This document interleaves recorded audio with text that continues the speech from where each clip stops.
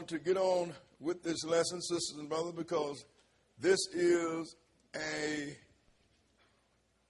important thing, because the Lord gave us commandment to do these Passover. Now, you know, it's said a lot that these are the Jews' Passover, but these are not the Jews' Passover, sisters and brothers. This Passover is the Lord's Passover. And anybody that serve the Lord, they are supposed to be keeping this, no matter who they are.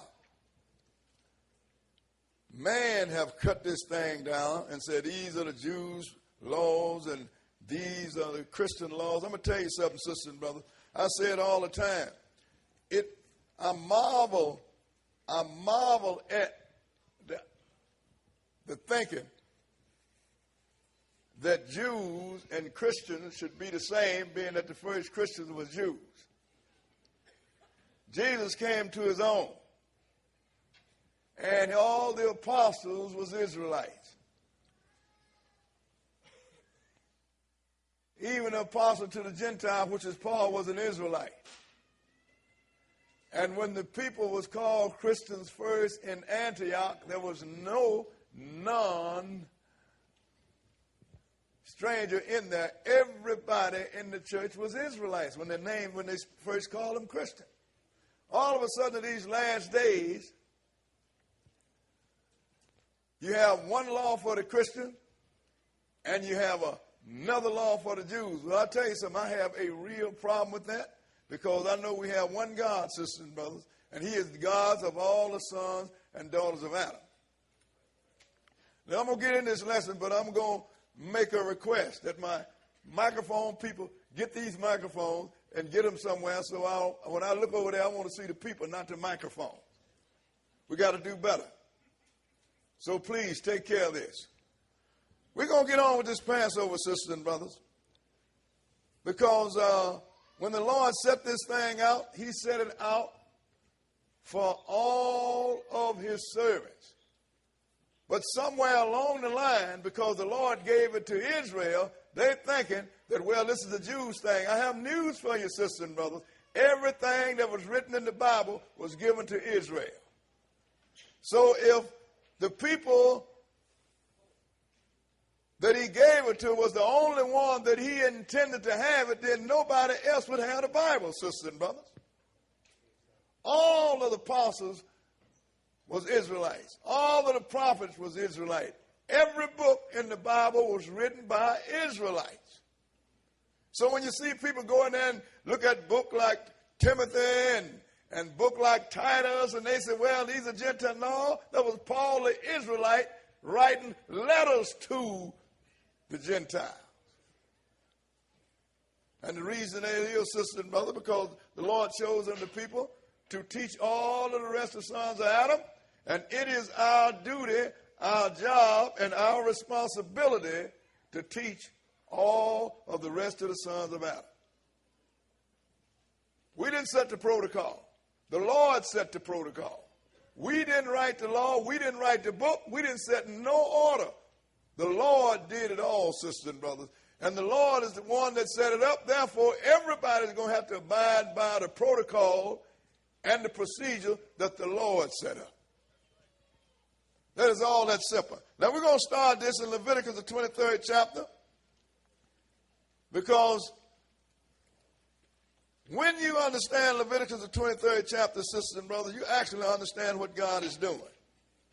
But now, if you build yourself as a New Testament Christian, then you don't go in the Old Testament, you don't have a clue what God is doing. That's why the world is all messed up right now. Because don't nobody know what the Lord is doing, because you're trying to start studying in the end of the Bible. It don't work like that. So we're going to start at 23 and 1. Leviticus 23 and verse 1. Okay, go ahead. And the Lord spake unto Moses, saying, Speak unto the children of Israel, and say unto them, go ahead. Concerning the feast of the Lord, which you shall proclaim to be holy convocation. Hold on. You can't get the reader here. We just cannot have these kind of errors, gentlemen. Test your mic. Testing. 1, 2, 3. Check. 1, 2, 3, 4. Testing. Can we hear it now?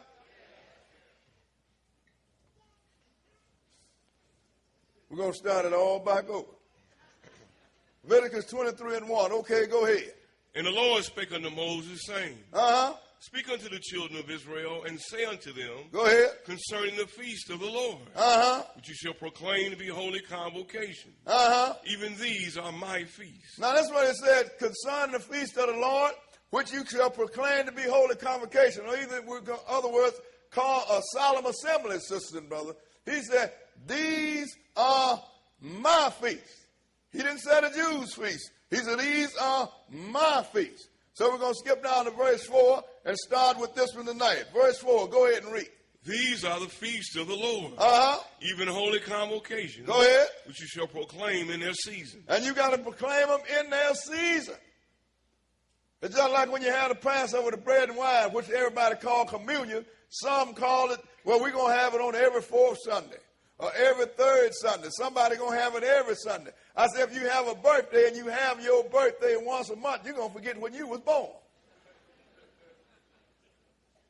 So it's supposed to be kept in the season that the Lord set for it, on the 14th day of the month Abib. Read it.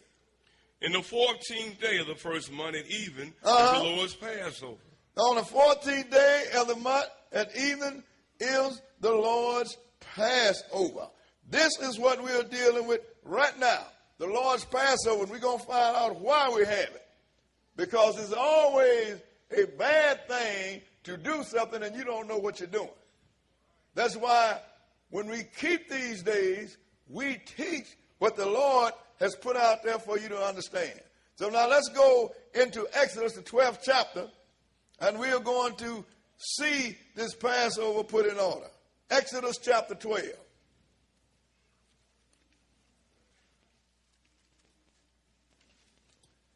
Exodus chapter 12. And we're going to start reading at verse 1. Exodus 12. And we're going to start reading at verse 1. Okay, read it. And the Lord spake unto Moses and Aaron in the land of Egypt, saying, This month shall be unto you the beginning of months. It shall be the first month of the year to you. Now, you know, that's why this month don't go along with the Gentile calendar, sisters and brothers, because the Lord is the one that started his month. He said, this month is the beginning of the year. This is the Lord's, they said, a Jewish calendar. It is not the Jewish calendar. It is the Lord's calendar. He started it at this time. Go ahead and read.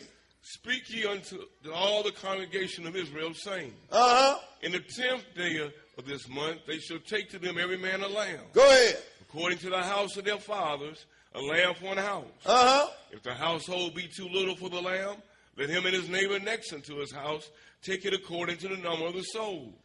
Every man according to his eating shall make your account for the lamb. Now the Lord wants you to take your lamb. Everybody get this lamb, because this lamb is what the Lord's going to use to deliver us with. Go ahead and read. Your lamb shall be without blemish. A male of the first year. Now your lamb have to be without blemish, and it have to be a male of the first year. It have to be firstborn. Go ahead and read. You shall take it out from the sheep or from the goats. See, and this is what I tell people all the time. Because you still have some Israelites that's killing the lamb, sister and brother, that's eating the lamb. I won't say kill it. And what I say is, if you're going to still eat the lamb nowadays, at least, you're wrong. You understand? But at least learn how to do wrong right. So I'm going to tell you, brothers, how to do this thing. Get you a female lamb, and you put her up. Now, when she have a firstborn, which is a male, and you keep him up until the 10th day of next Passover and do it right. But if you don't do it like that, if you went out to the supermarket or the meat market and bought you a lamb, you just dropped the ball. First thing is, where is his blood? Might be a female lamb. Might have blemish. Might have been born with 1 foot. So if you're going to deal with it right. If you can't raise your own, get you a female lamb, and then when she have a first male, you got to examine and make sure that he's perfect. Then you keep him up. Then you wait till the 10th day and you put him up. Then you kill him on the 14th day when the sun goes down. That's the way to do it. If you can't do it like that, then you can't even do wrong right. What verse? Verse 6. Uh-huh. And ye shall keep it up until the 14th day of the same month, and the whole assembly of the congregation of Israel shall kill it in the evening. Uh-huh. And they shall take of the blood and strike it on the two side posts, and on the upper door posts of the houses wherein they shall eat it. Now, when you kill this lamb, you got to get the blood of this lamb and put it over the doorposts and the side posts. Go ahead and read. And they shall eat the flesh in that night. Uh-huh. Roast with fire and unleavened bread. Go ahead. And with bitter herbs they shall eat it. Now, you can't eat it with no unleavened bread, but none of God's sacrifices can be eaten with leavened bread, sisters and brothers. None of them. But go ahead and read. Eat not of it raw, nor sodden it all with water. Uh-huh. But roast with fire, his head with his legs and with the purtenance thereof. Oh, yeah, and I forgot to tell you, brothers, you can't cut his head off. You can't buy one with the legs and the feet missing. In fact, you can't even gut him. You have to roast him all in one piece. The only thing you're allowed to do is the skinny. So if you can't do that, you're not keeping the Passover. What you're doing is an exercise in futility. So now, he said, take of the blood and put it over your doorposts. Why is it that you need to do that? Skip down to verse 12 and go ahead. For I will pass through the land of Egypt this night, and will smite all the firstborn in the land of Egypt. Go ahead. Both man and beast. And against all the gods of Egypt I will execute judgment. I am the Lord. So the Lord said, I'm going to come through Egypt. I'm going to kill the firstborn of everything in Egypt. Male, man and beast. Go ahead and read. And the blood shall be to you for a token. And the blood shall be to you for a token. Go ahead. Upon the houses where you are. And when I see the blood, I will pass over you. And the plague shall not be upon you to destroy you when I smite the land of Egypt. So now that's what the word Passover means. It actually means what it said. So when I see the blood, I will pass over you. Mm-hmm. He didn't say when I see the house of the Israelite, whether I see the house of the clean and perfect, when I see the blood. Because man is, at his best day, is still filthy. Mm-hmm. And so in order for the Lord to deliver man, he have to hide him under the blood. That's right. And this is what you got to understand.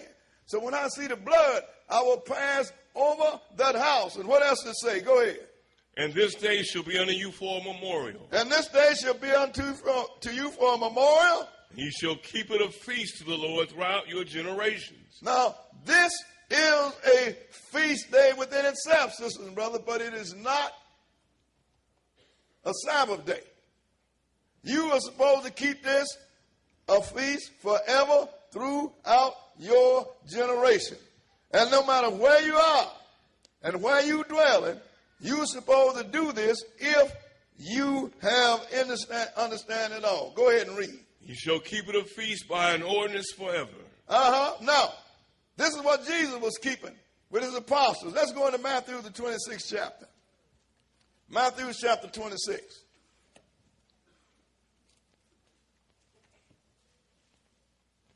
Because when you don't understand what's going on, sisters and brothers, you make a whole lot of errors like you're making right now. Like, what's the day? Today is the Catholics' Palm Sunday. Oh, and these are palms they're going to burn and make ashes with.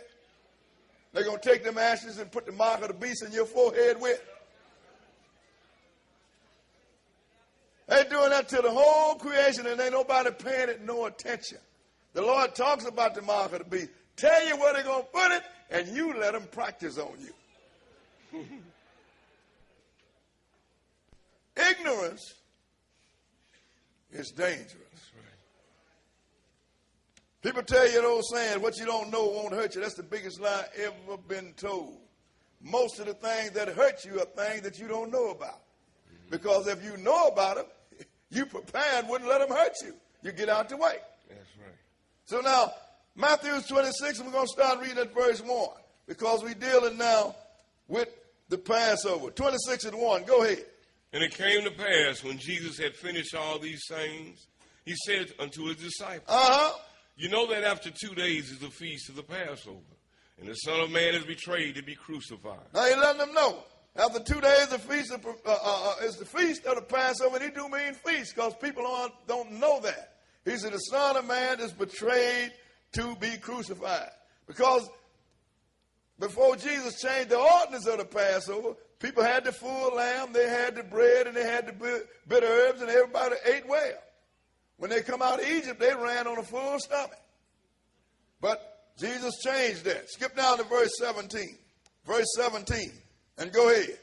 Now the first day of the feast of unleavened bread, the disciples came to Jesus, saying unto him, Where wilt thou that we prepare for thee to eat the Passover? Now, you know, a lot of people read this and then they could get confused. Got some brothers said the Passover and the first day of the Feast of Unleavened Bread are the same. Look, sisters and brothers, the Lord set the order in Leviticus, the 23rd chapter.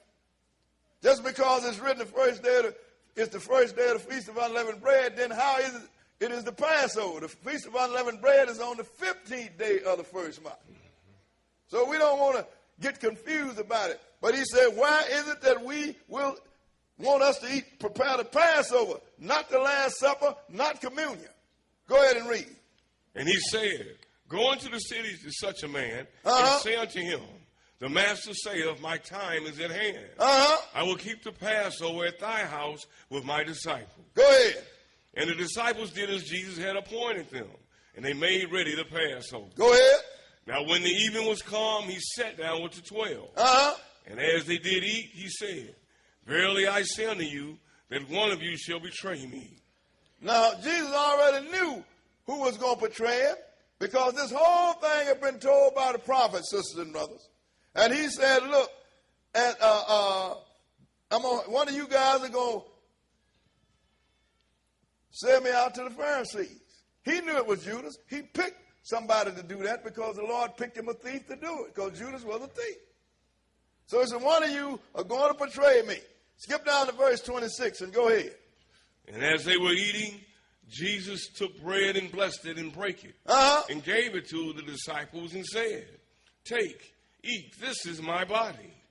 And he took the cup and gave thanks and gave it to them, saying, Drink ye all of it, for this is my blood of the New Testament. Now look, while they was eating the Passover, that's when Jesus changed the ordinance, sisters and brothers. He took the bread, said, Take it, this is my body, and this wine represents my blood.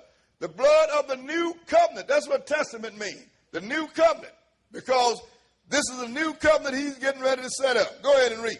Which is shed for many for the remission of sin. But I say unto you, I will not drink henceforth of this fruit of the vine. Go ahead. Till that day when I drink it new with you in my Father's kingdom. Now, he's letting you know I'm not going to do this again until I do it again in my Father's kingdom. Sisters and brothers, that have a great significance. Because when the Lord started the Passover, he started in that generation when they brought Israel out of Egypt. But in every generation, somebody had to be passed over. So the Passover cannot be complete until the white throne judgment and everybody's where they are, and Jesus turned the kingdom over to the Father. Then the Passover will be complete. Now he can celebrate the completion of the Passover. But that have to be in his Father's kingdom, sister and brother. Right. Cannot be in his, which is going to be 1,000 years. That's why he said it. Now, most people don't understand it, but you hang around here long enough, you're going to understand this. But now when Jesus brought in the bread and wine, everybody think that he did something new. He didn't do nothing new. He did something very old. Because animal sacrifice was under Levitical priesthood, sisters and brothers. The Lord loaned his priesthood to Levi. But when he picked it back up, he brought out his same tools that he operated by, bread and wine. Now let me show you what I'm talking about. Let's go into Genesis, the 14th chapter. Genesis chapter 14. That's why I see people, we do a new thing. Solomon told you there ain't nothing new under the sun. It's new to you because you don't know about it. But everything that's being done, like Solomon said, when somebody said it's been done, somebody would turn around and say, it has been done before. Ain't nothing new under the sun. But when Jesus got ready to take up his priesthood again, and I do mean his priesthood again, he broke out his old tools. Genesis 14 and verse 1. 14 and 1. Go ahead. And it came to pass in the days of Amraphel, king of Shinar, Arioch, king of Elisar, Kedorlaomer, king of Elam, and Tidal, king of nations, that these made war with Bera, king of Sodom, and with Bersha, king of Gomorrah. Go ahead. Shinab, king of Admah, and Shemeber, king of Zeboim. Go ahead. And the king of Bela, which is Zoar. Go ahead. All these were joined together in the vale of Siddim, which is the Salt Sea. 12 years they served Kedorlaomer. In the 13th year they rebelled. Now look, you had these guys, Sodom and Gomorrah and their allies was paying tribute to another king and his allies. What happened was, I guess they stopped paying tribute, they rebelled, and so this king came down with his allies and jumped Sodom and Gomorrah. And Sodom and Gomorrah lost the battle. Skip down to verse 10. Verse 10 and go ahead. And the vale of Siddim was full of slime pits. And the kings of Sodom and Gomorrah fled and fell there. Go ahead. They that remained fled to the mountains. So I guess Sodom and Gomorrah couldn't deal with them slime pits, them kings. You know what I mean?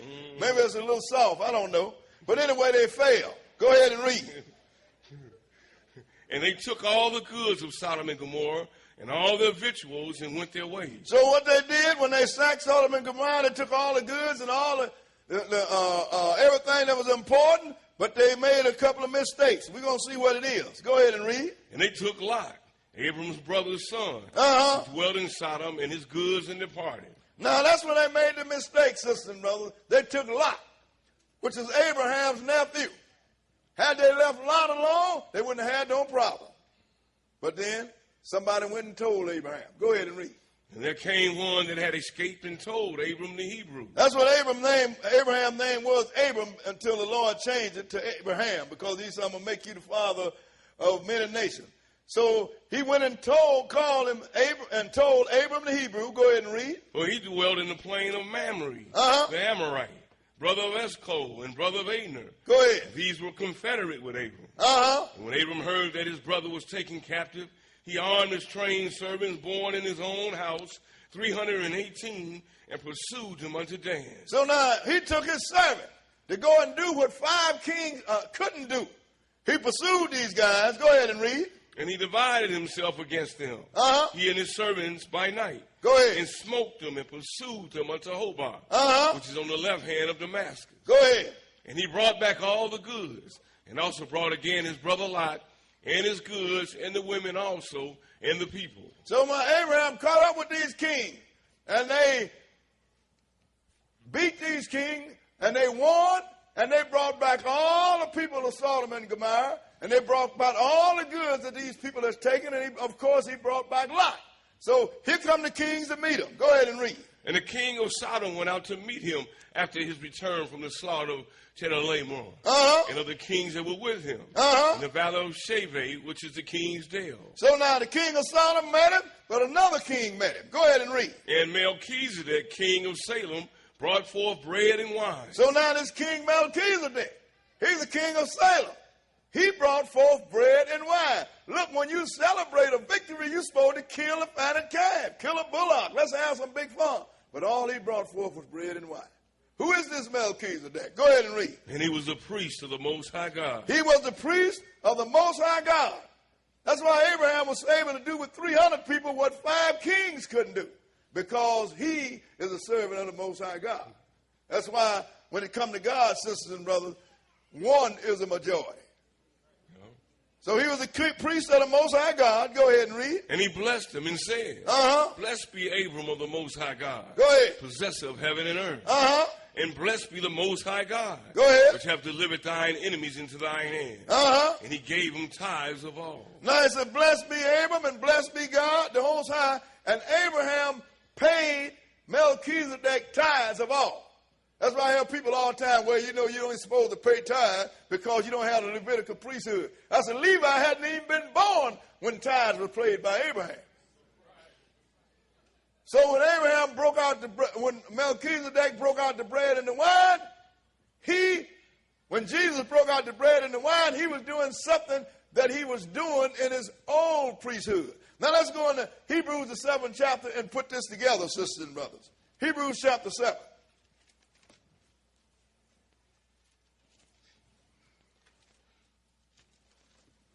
Because that's one of the things that the Lord has shown me, that there ain't nothing new under the sun. Sometime if you take a real close look at things, you'll find out that maybe who you dealing with in the end days was the one that you dealt with in the beginning. All you have to do is take a close look. Hebrews the 7th chapter, let's start reading at verse 1. 7 and 1. Go ahead. For this Melchisedec, king of Salem, priest to the Most High God, go ahead, who met Abraham returning from the slaughter of the kings and blessed him, to whom also Abraham gave a tenth part of all. So we know how much he gave too, then a tenth. Go ahead and read. First being by interpretation king of righteousness, and after that also king of Salem. Go ahead. Which he is king of peace. Now how many king of righteousness and king of peace can you have? One. Go ahead and read. Without father. He don't have no father. Without mother. Without mother. Without descent. Without descent. Having neither beginning of days nor end of life. But made like unto the Son of God, abideth a priest continually. Look, sisters and brothers, this is what people don't understand. There ain't but one way you can replace a priest, and that is if he die out of office. So he said he remained a priest continually. So even while Levi was doing all his offering, he still had to go through Melchizedek. So now, if Melchizedek couldn't die, and he remained a priest forever, then how is that the Lord gave his priesthood away? Read verse 4. Go ahead and read. Now consider how great this man was, unto whom even the patriarch Abraham gave the tenth of the spoils. Now he said, look at him. Even Abraham knew who he was dealing with, sisters and brothers. Skip down to verse 9 and go ahead. And as I may so say, Levi also, who received tithes, paid tithes in Abraham. For he was yet in the loins of his father when Melchizedek met him. Go ahead. If therefore perfection were by the Levitical priesthood, for under it the people received the law, what further need was there that another priest should rise after the order of Melchizedek, and not be called after the order of Aaron? See, look, sisters and brothers, if perfection could have been made through animal sacrifice of Levi, then you would not have needed another priesthood. Perfection, sisters and brothers, mean that you can become God, because there can't be no perfect man. And so if you could have obtained perfection through this priesthood, then why not call it out the order of Levi instead of the order of Melchizedek? But you couldn't find no perfection. This priesthood couldn't save you. Skip down to verse 21, brother, and go ahead. For those priests were made without an oath. But this with an oath by him that said unto him, the Lord sware and will not repent. Thou art a priest forever after the order of Melchizedek. So now, Levi, wasn't made by an oath, but Jesus was made by an oath. Say, because you are a priest forever after the order of Melchizedek. Go ahead and read. By so much was Jesus made a surety of a better testament. And they truly were many priests. Why is that? Because they were not suffered to continue by reason of death. That's why there was many priests, sisters and brothers. Because they died. This Melchizedek didn't die. So it was many of them, but one of him. Go ahead. But this man, because he continued forever, have an unchangeable priesthood. Now look, if this unchangeable priesthood, and Melchizedek couldn't die, and his priesthood couldn't be changed, then how could Jesus take over the priesthood? Unless for one thing. He's the same. Jesus and Melchizedek is one and the same. And this have escaped the world because don't nobody bother to do a little small thing like read the Bible. What verse are we? Verse 25. Wherefore, he is able also to save them to the uttermost that come unto God by him. Seeing he ever liveth to make intercession for them. So he's able to save everybody that come to God because he lived forever to make intercession.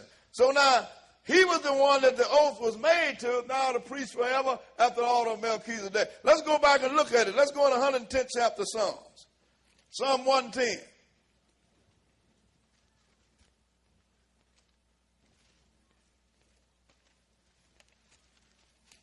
Because all this was done, sisters and brothers, to try and deliver this man. And all the trouble that God went through, and all the trouble that pain that Jesus come in the flesh and suffered to save this man, now you go to church and take it all off the table. Like this don't mean nothing. 110th chapter of Psalms, and let's start at verse 1. 110 and 1. Go ahead. The Lord said unto my Lord, sit thou at my right hand until I make thine enemies thy footstool. The Lord said unto my Lord, sit thou at my right hand until I make thine enemy my footstool. In other words, the Father said to the Son, sit here at my right hand until I make thine enemy my footstool. What else did he say? Skip down and read verse 4. Verse 4. Go ahead and read. The Lord hath sworn and will not repent. He sworn and will not repent. Thou art a priest forever after the order of Melchisedec. Thou art a priest forever after the order of Melchizedek. So if he was forever after the order of Melchizedek, and Melchizedek couldn't die, then Jesus and Melchizedek is one and the same. Isn't that simple? You know, and people will argue this point. I used to have a guy that used to call himself Preacher Captain Johnny. Well, you know, brother, how could they be one? Look, the book told me one is this. I said, brother, you don't understand the priesthood. That's the whole thing. God operates through priests, sisters and brothers. Yeah, that's right. Even though Aaron was called a high priest, Moses was the real high priest because he was the intercessor. That's what the priest's job is, to intercede for the people. Yeah. Now, he said, look, but being that Jesus was God before he became man, he couldn't die.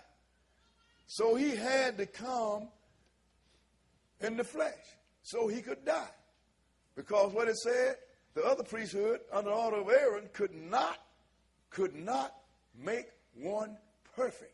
Now let's go into Hebrews, the 10th chapter, and pursue this and show you a little more of it. Hebrews chapter 10.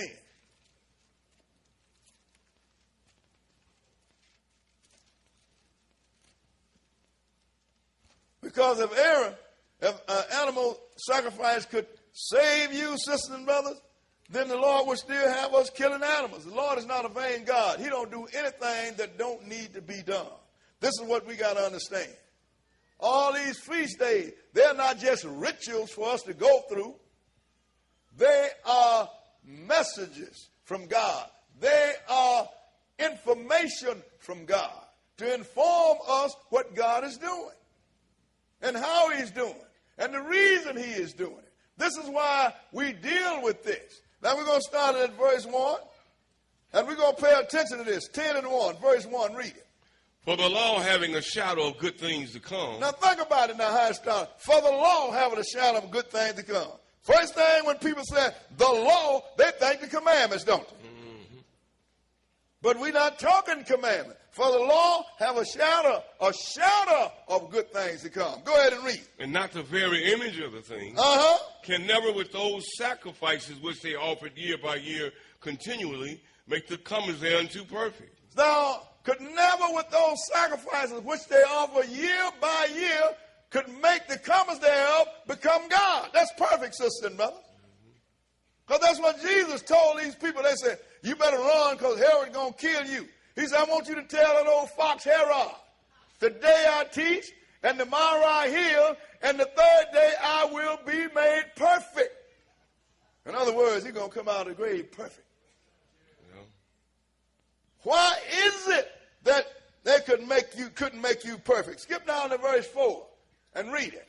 For it is not possible that the blood of bulls and of goats should take away sin. That's why you could not be made perfect, because the bulls and goats could not take away sin. Bulls and goats did not sin against God. Adam and Eve sinned against God. So being that he couldn't die, he needed something to come and die for the sins of the people. Read the next verse. Go ahead. Wherefore, when he cometh into the world, he saith, sacrifice and offering thou wouldest not. Go ahead. But a body hast thou prepared me. So when he got ready to come in the world, he said, sacrifice and offering you didn't want. So you prepared me a body. Bulls and goats couldn't do it. So what was left? Man. He looked, Isaiah tell you, he looked all over the earth And he couldn't find one man that could stand in the gap or intercede. In other words, he couldn't find nobody that he could sacrifice for the sins of the people. So, where did he get this body from? Through whom did it come? We're going to come right back here, but let's back up to Hebrews, the 2nd chapter. Hebrews chapter 2.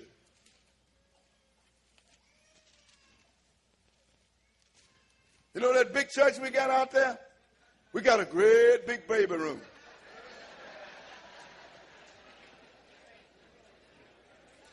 And just yesterday, a brother said, we look at the baby room, Brother Boy, it is way on the other side of the banquet hall. Why did you do that? I just smiled.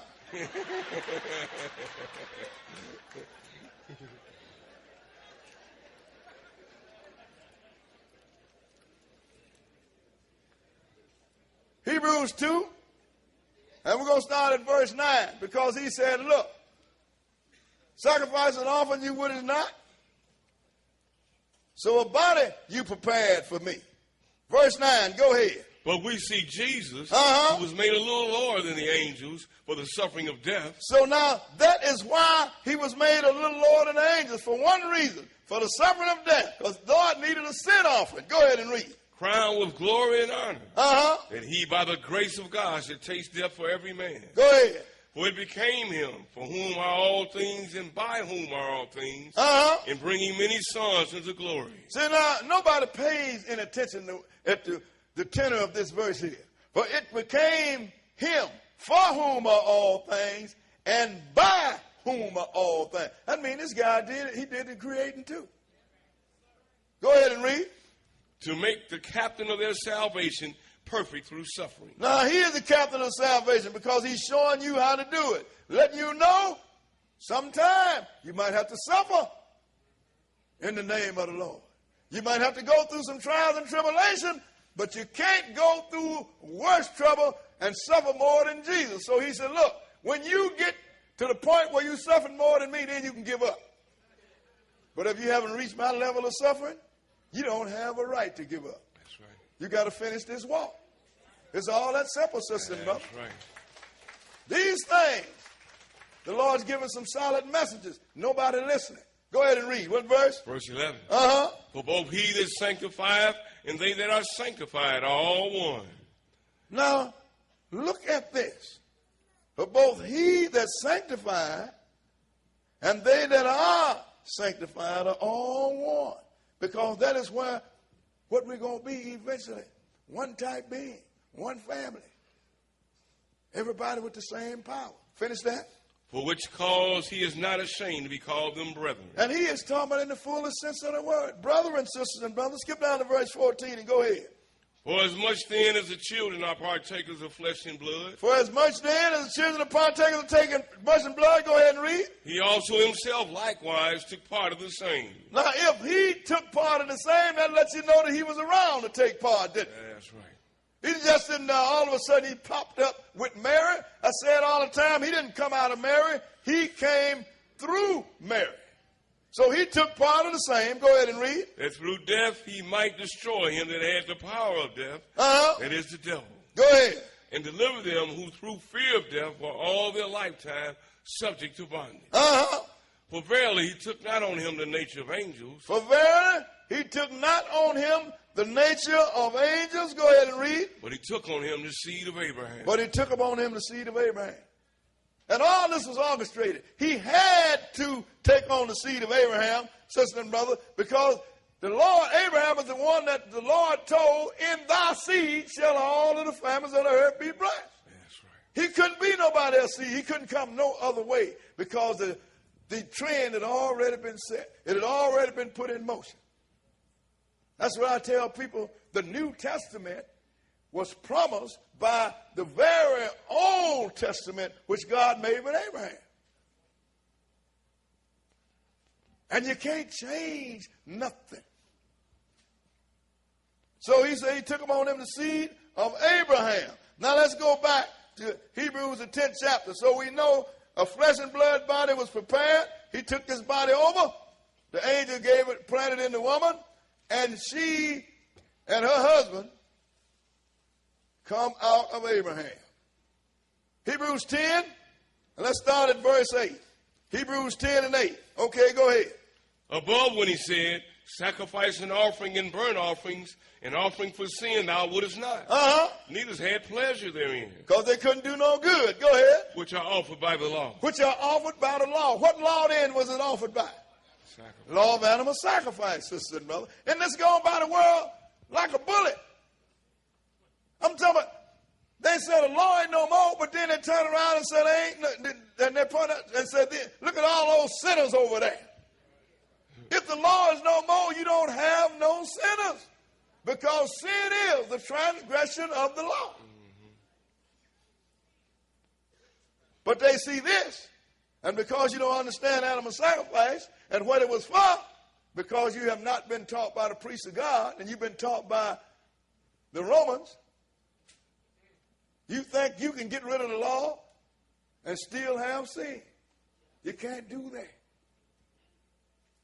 So, he took upon him the seed of Abraham, became like one of us. But go ahead and read. Then said he, Lo, I come to do thy will, O God. He taketh away the first, that he may establish the second. That's the first covenant, one he made with Israel. And Levi was the priest under that covenant. He took it away that he might establish the second. Go ahead and read. By the which will we are sanctified through the offering of the body of Jesus Christ once for all. So now, that's how we get set apart. That's why we get separated from sinner. That's how we have a chance to get salvation, through the offering of the body of Jesus Christ once and for all. But this has always been on the table. That's why when people had the argument one time about the Jews and the Romans, the Gentiles, arguing who killed Jesus, the Jews say, well, the Romans killed Jesus. The Romans said the Jews killed Jesus. I say Adam killed Jesus. Because the day that he sinned, somebody had to die. He killed him.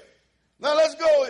So he offered the body of Jesus for the sins of the people. Let's go into Isaiah the 53rd chapter and pursue this. So you will understand, sisters and brothers, this whole thing, this Passover, why you keep this Passover. So you will know why somebody had to die. And you need to remember this, because the day that you start forgetting about the Passover, then you forget why Jesus came. And if you forget why he came, then you turn around and do the same thing that got us in trouble and made him have to come. And that's sin. And that's what people going on, doing right now. Sin, sisters and brothers. Isaiah 53 and 1. Isaiah 53 and 1. Go ahead and read. Who have believed our report? And to whom is the arm of the Lord revealed? Not very many. Go ahead. He shall grow up before him as a tender plant, and as a root out of a dry ground. He have no form nor comeliness, and when we shall see him, there is no beauty that we should desire him. Jesus didn't come to win no beauty contest. Go ahead and read. He is despised and rejected of men, a man of sorrows and acquainted with grief. And we hid, as it were, our faces from him. Now look, sisters and brothers, everybody now love Jesus, don't they? But the Bible says he was despised and rejected of men. And well, if he was nowadays, we'd love him. Would you love him? First thing he'd tell you, now this day is the first day of the week. We having it because it just happened to fall on the 14th day. First thing he'd tell you, the first day of the week is not my Sabbath day. Second thing he'd tell you, your mama's not in heaven. She is in the grave. She ain't made no homecoming. Then he'd turn around and tell you, you got to keep my commandments. And that pig you eating, you can't eat it no more. Where did this subversive come from? And you know what they started doing? Plotting on it to kill him all over again. So he know the book said, meaning when he says despised and hated of men. Go ahead and read. And surely he have borne our griefs and carried our sorrows. Yet we did esteem him stricken, smitten of God, and afflicted. But he was wounded for our transgressions. Go ahead.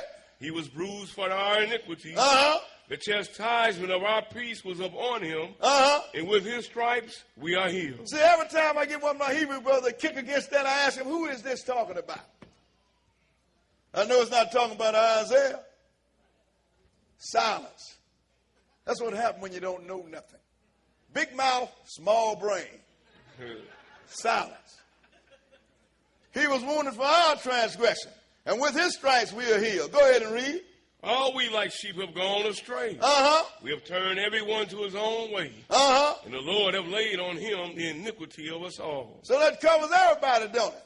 All of us have gone astray. All of us have sinned against God. So in order to save us, he laid upon him the sins of all of his servants. On him, sisters and brothers. And this is something that people have to understand. Skip down to verse 10 and read it. It had pleased the Lord to bruise him. He hath put him to grief. Go ahead. When thou shalt make his soul an offering for sin, he shall see his seed, he shall prolong his days, and the pleasure of the Lord shall prosper in his hand. See, the Lord is the one that really sacrificed Jesus, because he wanted to save this man, and Jesus agreed to be sacrificed because he wanted to save this man. So when he did, he made his soul an offering for sin, and he is pleased with the work of his labor, because he came and he said a lot of people like us are dealing with this, sister and brother, are getting this thing right. What verse? Verse 11. Go ahead. He shall see of the travail of his soul, and shall be satisfied. Go ahead. By his knowledge shall my righteous servant justify many. By his knowledge shall my righteous servant justify many. Knowledge, sisters and brother. And you have to have some knowledge too if you're going to tap into that justification. Go ahead and read. He shall bear their iniquity. Therefore will I divide him a portion with the great, and he shall divide the spoil with the strong.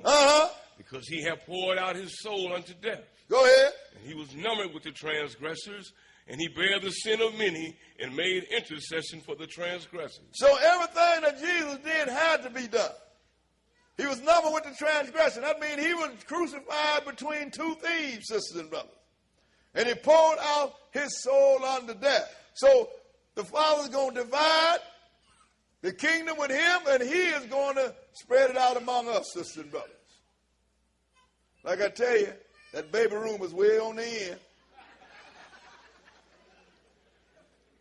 Now, we're going to look and see what happened when Jesus died on the cross. Let's go into Matthew, the 27th chapter. Matthew chapter 27.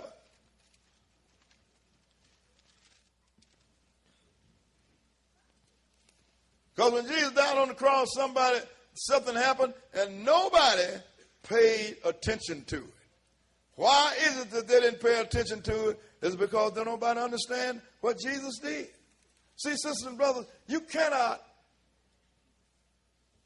have the Lord come and die because of sin. And then once he died because of sin, you say, now Jesus done covered me. We ain't under that old law no more. So we can keep sinning. That let me know that somebody don't understand. It's just like I stick up a bank and somebody come and bail me out. Oh, I done been bailed out now. Can't go back to jail, so now I'm going to stick up all the banks. That's about equivalent to what they're saying, sisters and brothers. You going to, the Lord's going to come and die because of sin so he can give you a carte blanche card to commit sin. Come on. You believe that I got a bridge to say? No, I wouldn't even sell you the bridge. I'll sell you a boat on it. Matthew 27, we're going to start reading at verse 35. This is when they crucified Jesus. 27 and 35. Go ahead. And they crucified him and parted his garments, casting lots, that it might be fulfilled which was spoken by the prophet. They parted my garments among them, and upon my vesture they did cast lots. Look, Jesus did everything that happened to Jesus was written by the prophets, because it was important that we know what was supposed to happen to him so we would recognize him when he came. Yeah. That's why anybody that kicks against Jesus knows nothing about prophecy. I mean, like nothing. Because all of it was written about what was going to happen. That's why it says, search the scripture. And you, in them, you think you have eternal life, but they are they that testify of me. Skip down to verse 46. Verse 46 and read it. And about the 9th hour, Jesus cried with a loud voice, saying, Eli, Eli, lama sabachthani. Now, he said that, and that is written, sisters and brothers. Go ahead and finish that. That is to say, my God, why hast thou forsaken me? That's that flesh kicking in. But he even had that written in Psalm. So when he cried, another time, let's see what happened. Skip down to verse 50. Verse 50 and go ahead. Jesus, when he had cried again with a loud voice, yielded up the ghost. That means he simply died. And what happened? And behold, the veil of the temple was rent twain from the top to the bottom. And the earth did quake and the rocks rent. Now, when he died, the veil of the temple was ripped from top to bottom. People read that and don't have a clue of what just happened. Well, we're going to show you why the veil ripped. Let's go back to Leviticus, the 4th chapter. Leviticus chapter 4. You read that and nobody says, well, I wonder why the veil ripped. Don't nobody ask no question. Just go to church, and whatever you told, that's what you do, and ain't no problem with it. Well, pastor said this. I'm going to tell you something. You're going to look across the lake of fire, you're going to see pastor over there.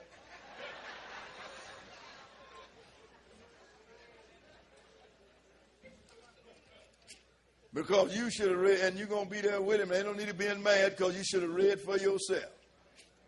Leviticus, the 4th chapter. And we're going to find out why that veil ripped. 4 and 1. Go ahead.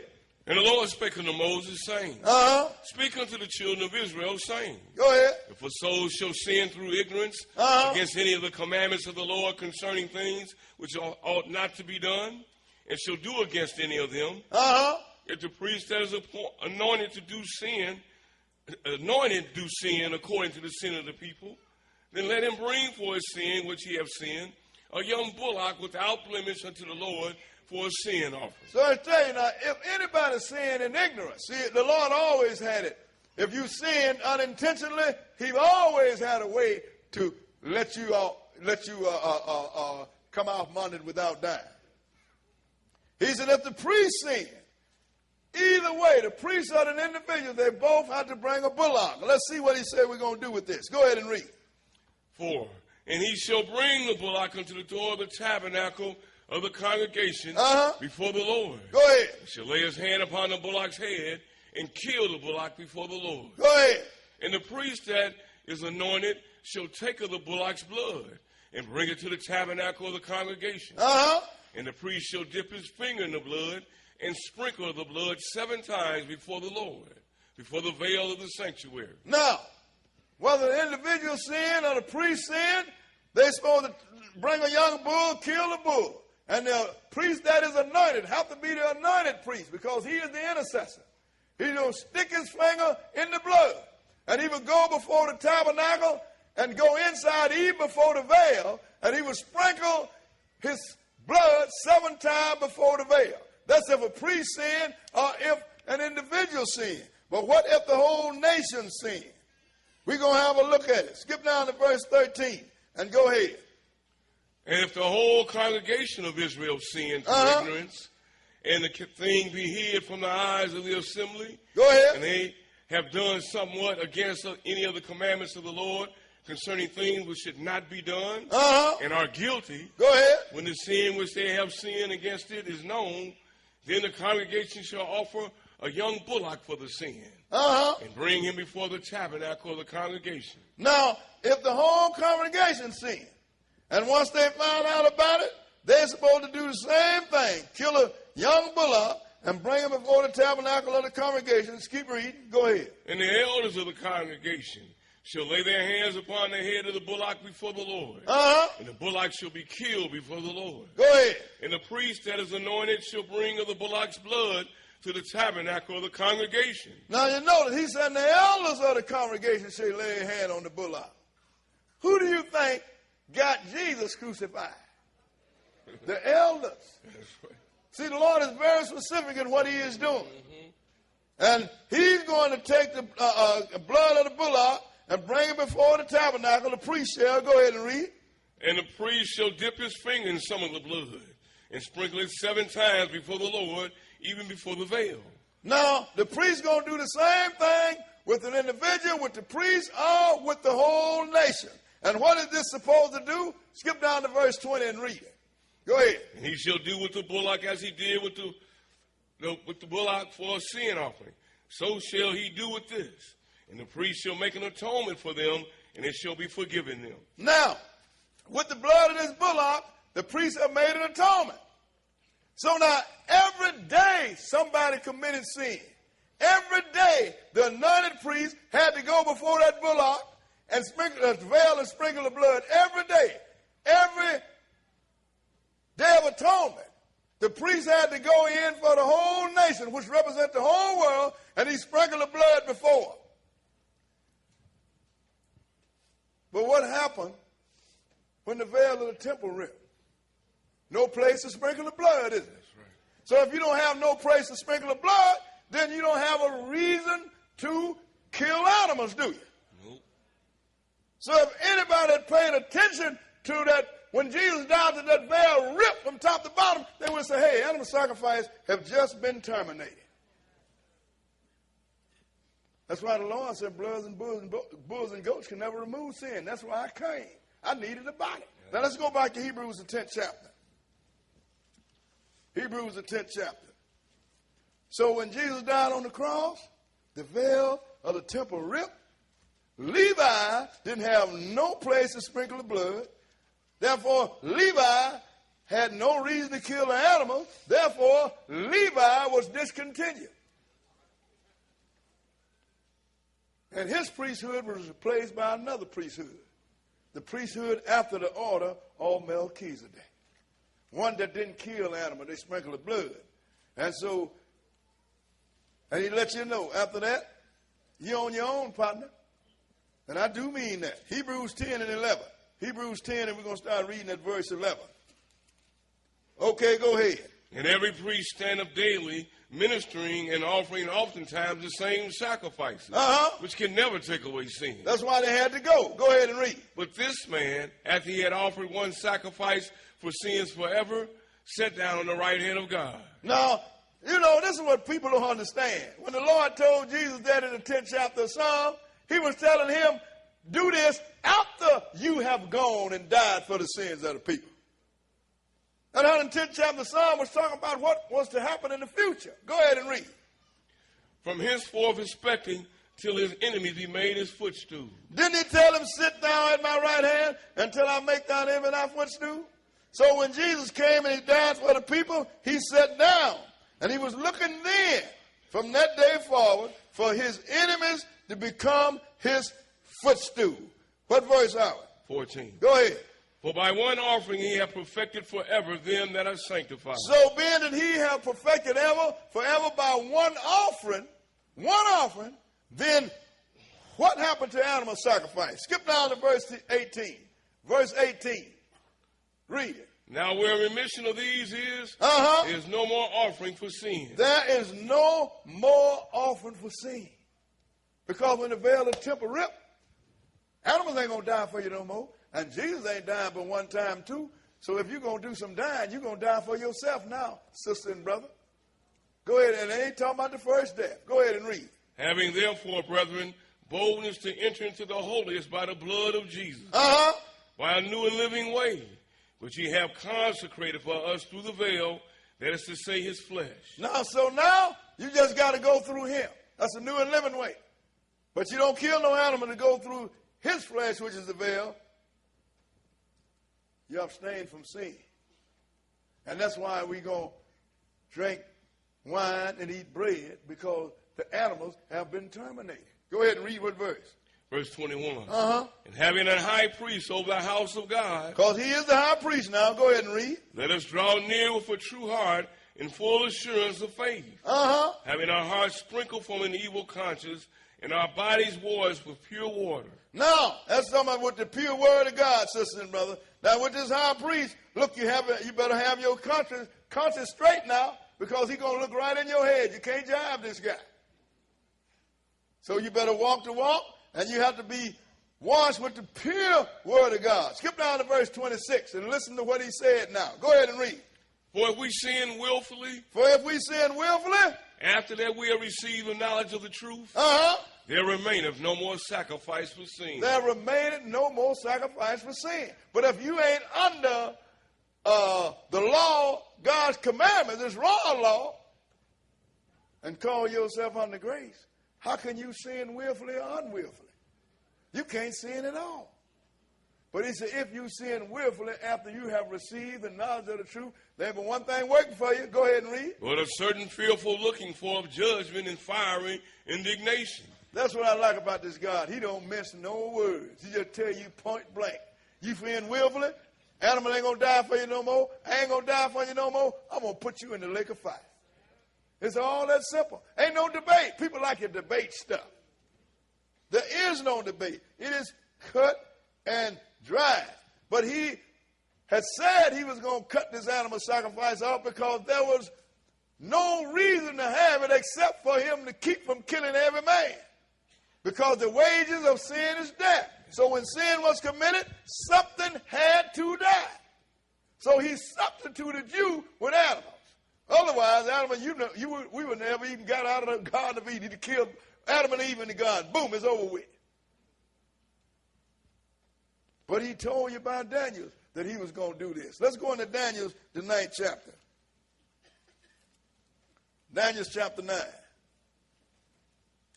Now, I was looking at a gentleman last night, called himself Dealing with the End Time. And he talking about what the Israelis going to do, what the Palestinians going to do, and he talking about the blood moons and all this. I'm listening to this guy. Okay, then he go in the 9th chapter of Daniel, and he get to 7 years of tribulation. I just turned the channel. Don't have a clue. If I didn't know what I know, I'd have been right. Boy, look at this great wisdom. Not even nothing but great folly. And people talking about blood moons. So you got 4 blood. I don't care if you had 20 blood moons. The red moon that we're looking for is the one that's going to turn red when the sun turns black and the stars fall. If it don't come with the falling stars and the sun going out, then it is irrelevant. Right. People tell me, well, you know, the Pope is going to Jerusalem and he making a deal. I don't care what he do until they build that temple in the courtway or the temple site. I'm going to turn over and yawn and go back to sleep.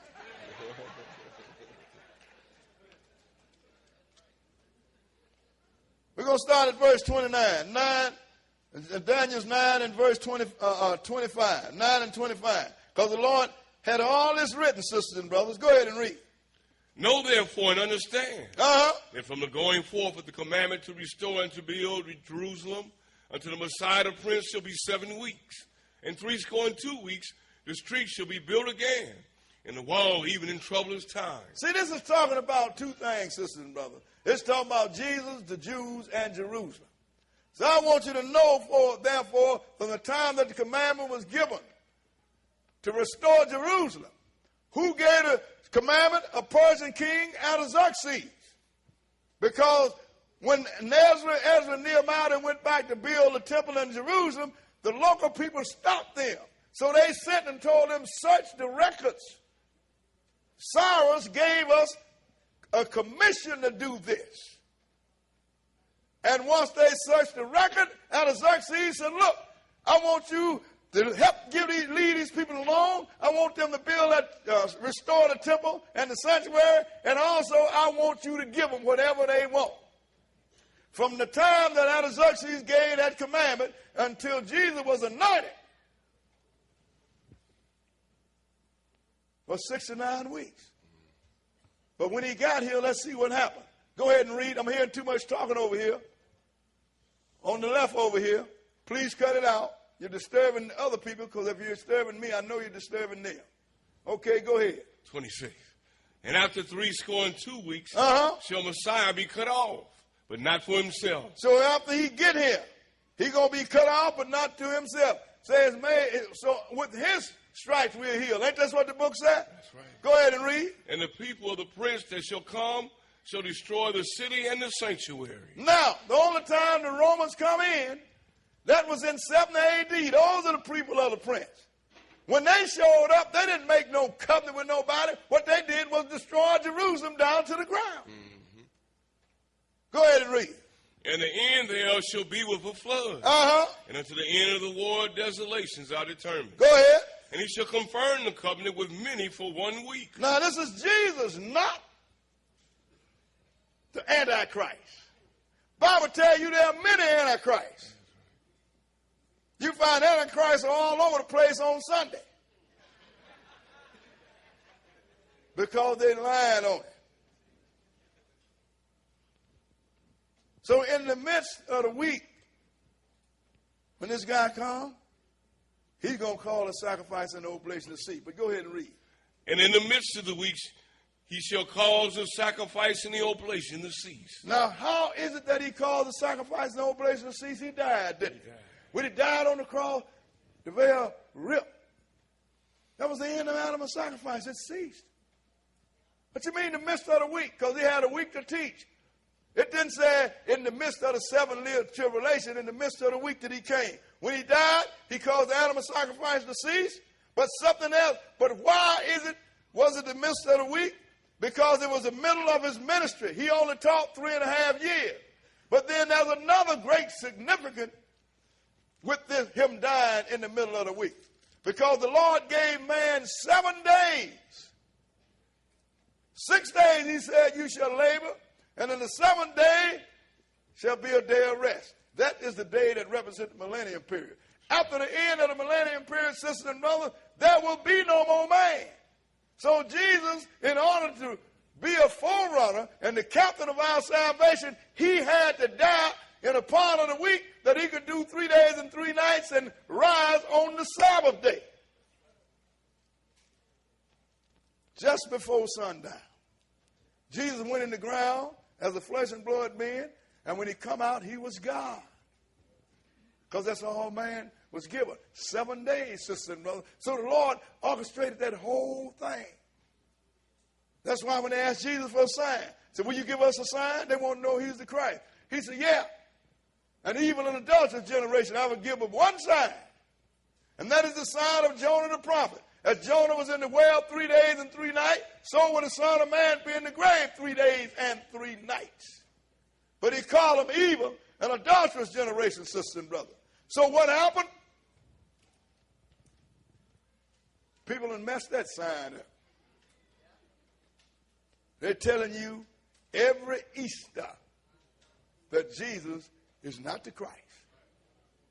Because if he died on Easter, Good Friday, and he rose Easter Sunday morning, you can't get 3 days and 3 nights from that, can you? Therefore, he is not the Christ. Isn't that correct? But we got something going on right now that ain't nobody paying no attention to. You're going to start this Lent that's going on? You're going to do 40 days of Lent? And when the 40 days represent Jesus, what?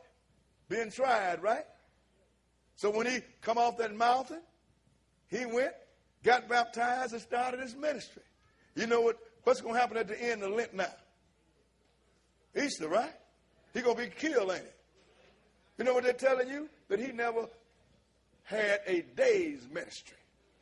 But don't nobody think. This is from Satan. Yeah, this is your God here. He went up there. I tried him for a whole 40 days, and I killed him when he came down.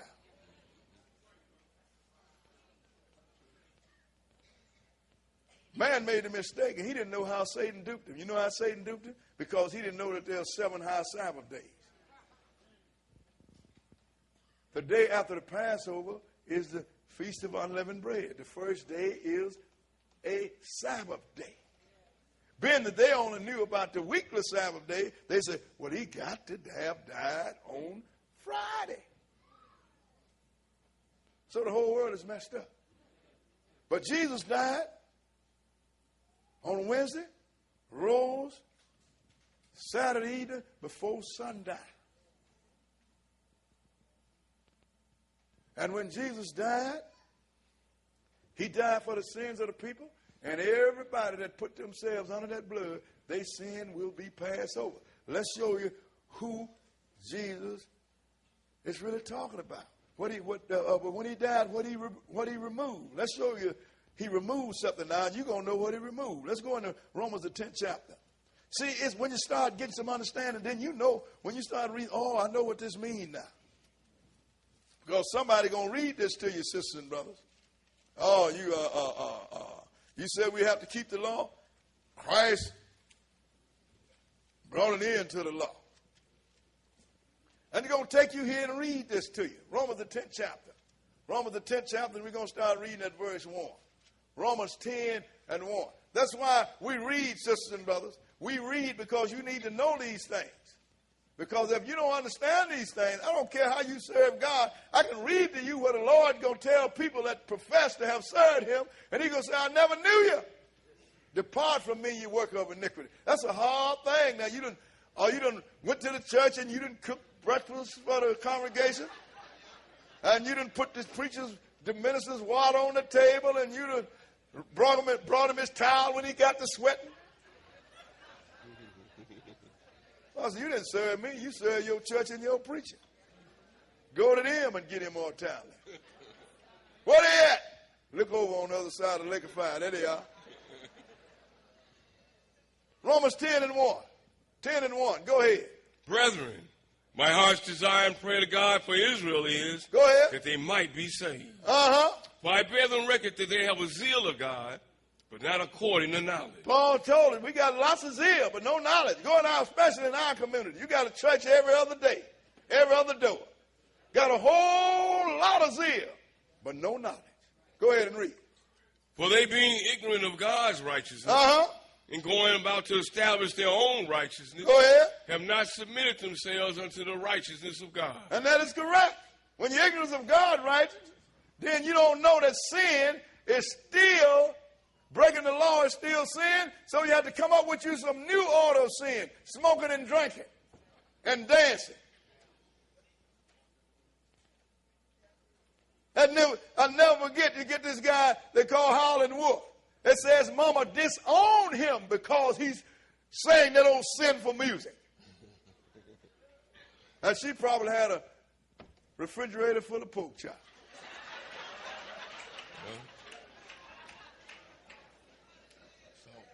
Ignorance, sisters and brothers.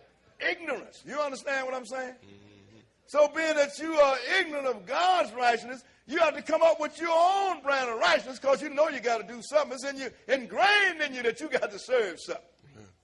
You may as well find out what and who. Go ahead and read. 4.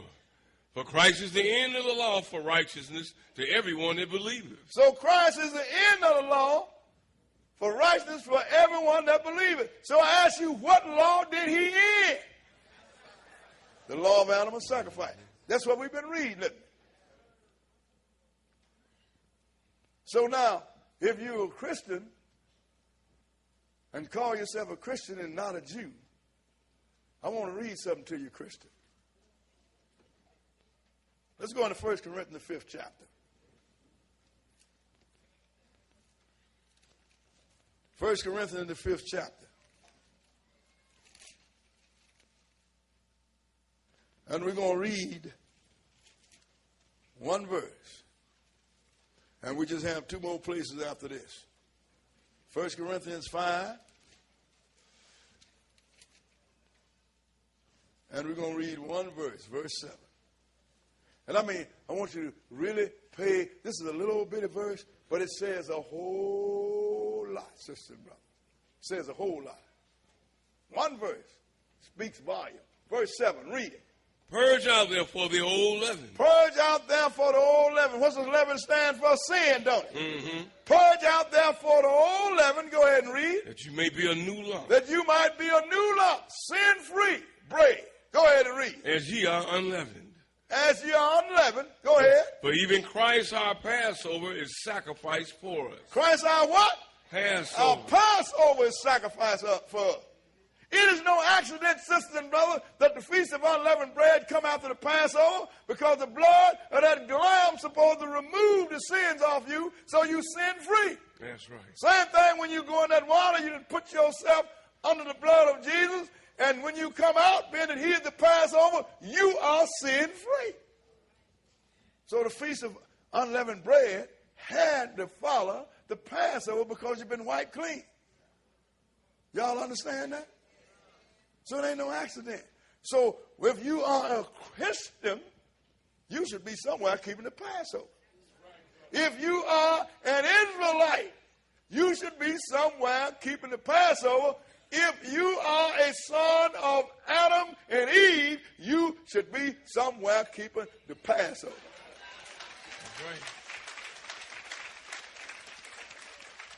Because the Passover is the Lord's Passover, sisters and brothers. That's and right. This you have to understand. But it's one thing, too, we want you to understand about this. Because when it comes to this Passover, sisters and brothers, we have to let you know that no uncircumcised male should walk up and drink his blood and wine. Because it is the law. Let's go into Exodus, the 12th chapter. Exodus, the 12th chapter. You know, because there's great confusion, sisters and brothers, when people say, because Paul went and told the Gentiles he didn't have to be circumcised. And I took issue with him for that, because the Bible took issue with him for that. And any non-Israelite that comes to the Israel of God that wants to be circumcised at the Israel of God, the first thing Cornelius is going to ask him, have you been circumcised? Well, I'm a Gentile. Well, I tell you what, Gentile, go somewhere else and let somebody else baptize you. Because we understand. That's right. Why is it that I'm being a son of Adam and you being a son of Adam, I have to do something that you don't have to do to get salvation? I don't understand that. Y'all get my point? Yeah. It says one God, one baptism, one Spirit, right? Yeah, so. But the Lord set it in order. I don't know why Paul did that. I really don't. But I'll know when I used to say, well, the first thing I do when I see him, I'm going to ask him. But I won't have to ask him, because once I become God, I'm going to know all things. Mm-hmm.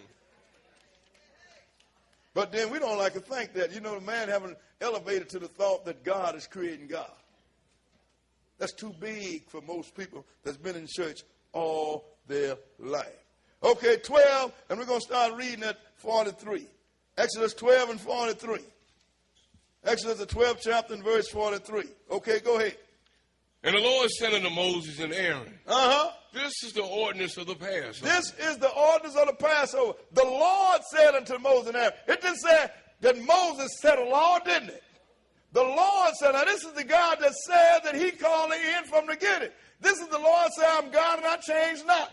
Right. I want you to understand who is talking here to Moses and Aaron. Y'all get my point? Mm-hmm. Go ahead and read. There shall no stranger eat thereof. There shall no stranger eat thereof. Go ahead. But every man's servant that is bought for money, when thou hast circumcised him, then shall he eat thereof. So now, if every man is born in the house, like he told Abraham in the 17th chapter of Genesis, or either a stranger, a non-Israelite that's bought with money, which represent being purchased with the blood of Jesus, he could eat thereof. But go ahead and read. A foreigner and a hired servant shall not eat thereof. In one house shall it be eaten. Go ahead. Thou shalt not carry forth aught of the flesh abroad out of the house. Go ahead. Neither shall you break a bone thereof.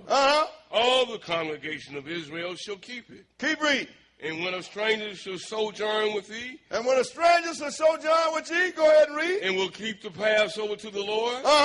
Let all his males be circumcised. How many? All. Go ahead. And then let him come near and keep it. And then let him come near and keep the Passover. Go ahead and read. And he shall be as one that is born in the land. And that's what it's all about. Go ahead and read. For no uncircumcised person shall eat thereof. Do I have to emphasize no? That is an absolute, isn't it? That's right. For no uncircumcised person shall eat thereof. Go ahead and read. One law shall be to him that is homeborn. One law shall be to him that's homeborn. And unto the stranger that sojourneth among you. Unto the stranger that lives among you. See, brothers and sisters, you have to understand this. I remember when I declared that we ain't baptizing no male that is uncircumcised, a lot of the brothers took issue with me. You can't read that to me. I read it all the time to you. You ain't listening. I read it to you in Genesis the 17th chapter. Read you here in 12th chapter, Exodus. Read it to you in Ezekiel the 44th chapter. How much do you need? So what we're going to do, sisters and brothers, we're going to take a few minutes for people that need to be use the facilities.